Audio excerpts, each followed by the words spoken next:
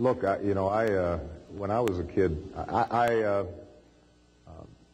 inhaled frequently. That was the point.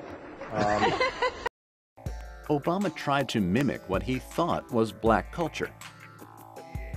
So he acted tough, he played basketball, he started to shirk off on his lessons at school, and he started to, as he said, dabble in drugs. Obama drank beer, smoked marijuana, and even tried cocaine. It's an issue of doctors prescribing medical marijuana as a treatment for glaucoma or as a cancer treatment. I think that should be appropriate because there really is no difference between that and a doctor prescribing morphine or anything else. In terms of legalization of drugs, I think that the battle, the war on drugs has been an utter failure, and I think that we need to rethink and decriminalize our marijuana laws. What would you be doing to stop the federal government from putting me in prison for using something that's legal here in Nashville? I would not have the Justice Department prosecuting and raiding medical marijuana. It's not a good use of our resources. That's terrific. And now, the most tantalizing 2 minutes in television, the latest from the political grapevine.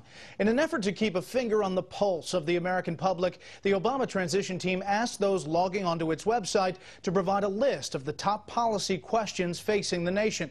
Change.gov reports that participation, quote, outpaced our expectations.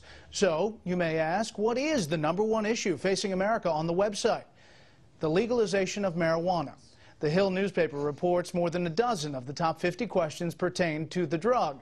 The #1 question asked was, quote, will you consider legalizing marijuana so that the government can regulate it, tax it, put age limits on it, and create millions of new jobs? Another said, quote, 13 states have compassionate use programs for medical marijuana, yet the federal government continues to prosecute sick and dying people. And another asked, will there be any chance of decriminalizing marijuana? There is no word yet on how the president-elect plans to tackle the issue.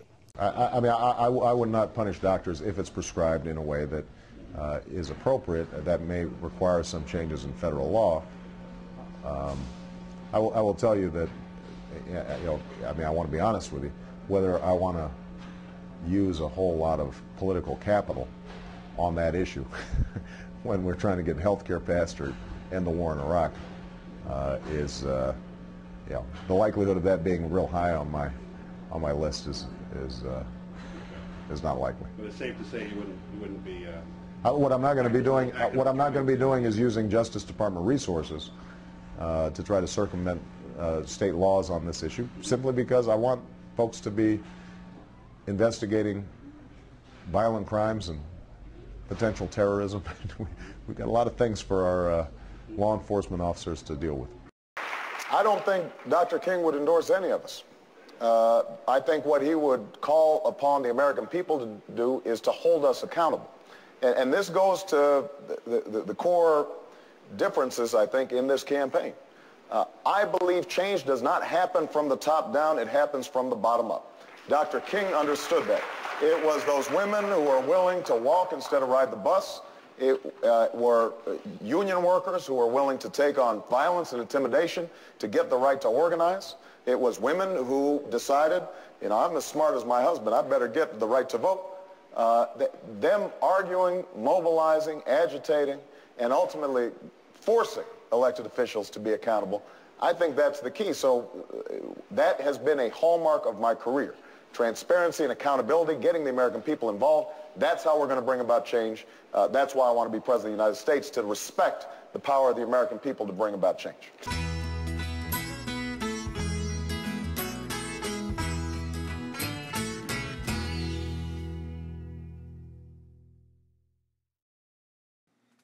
Hello and welcome to another edition of High Society. My name is David Malmo-Levine, and this show is the Obama on Drugs and the Racist Drug War show. Lots of fun clips. You saw a lot of stuff we downloaded off the internet for you, and a little bit of this Barack Obama biography channel bit with him using drugs, and of course this amazing movie called American Drug War, The Last White Hope. We have many, many, many clips from that, including the Tulia, Texas stuff. And we have the ACLU Freedom Files with the thing on the Goose Creek High School raid. And basically, there's two schools of thought on Obama.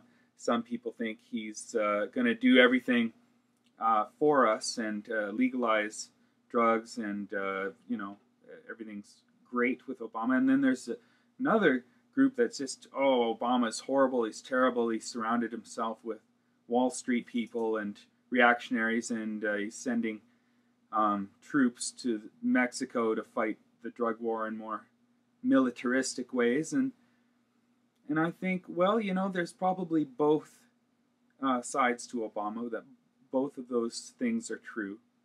And I tend to believe Obama when he tells us that he believes that democracy is from the bottom up, not the top down, which means what Obama does is dependent largely on what sort of pressure he gets, whether it's coming from the drug warriors or the drug peace groups. So I think we should hold him to his word on that. I really don't see any protest having any effect on, say, George W. Bush, or even Clinton, who was involved in those Bush cocaine, Mena, Arkansas type operations going on in Arkansas. But Obama doesn't have that checkered past that Clinton and Bush did. So I'm hopeful. And I think that there's a lot of people doing a lot of work right now. I mean, there's a lot of activists who kind of swamped Obama's own website and let him know that this was the #1 issue in the nation. And I don't see why it shouldn't be. It would solve a lot of the other problems having to do with drug wars around the world and wasting money and, just lack of jobs out there. There's a lot of problems. And hemp fuel, there's another one. There's a lot of problems this could solve all at once. So no wonder it was people's #1 pick. We created some slideshows as well to let you know how many people this drug war affects, just all the marijuana smokers in the black community, for example. I want to invite people to take this Pot TV show, take the URL, the YouTube URL, and send it around. Educate the remaining, 25% or less of the people who are still afraid of marijuana or don't favor legalization, and send it to them. And send it to the White House. Let them know how many of us there are out there who know all this stuff and who are sick and tired of this horrible witch hunt. This is really the longest running war in the world if you count the burning of witches. And it's the biggest war in the world if you consider it's a civil war in every country on earth. And I guess, what I'm trying to tell people is that you don't just let the black guy out do all the hard work and let him end the biggest, longest running war in the world. You have to help him. We have to help Obama end this war by becoming even more vocal than we ever have been before. If you've written 1 or 2 letters last year in favor of drug peace, write 3 or 4. If you're like me and you write 50 or 60, write over 100 this year and turn the pressure on. Be vocal. Get the message out. Call in the radio show, talk shows, and the phone-in TV shows. Write letters to the newspaper and write letters to your representative. And it's time to turn on the heat, because I don't think pressuring Bush or Clinton would have made much of a difference. But, here we have a president who obviously is one of us, smoked it, knows what it's like to be black and oppressed, knows that the drug war is racist. If we don't end the drug war with Obama, we're never going to end it because we probably won't get to choose to try to pressure a president who's going to be this cool. I very much doubt the next one will be half as cool. So this is our chance. Let's do it. Drug peace. Come on, Obama. You're one of us. Let our people grow. You know what I'm saying? So this has been David Malmo-Levine. This has been High Society. High as you get off the net.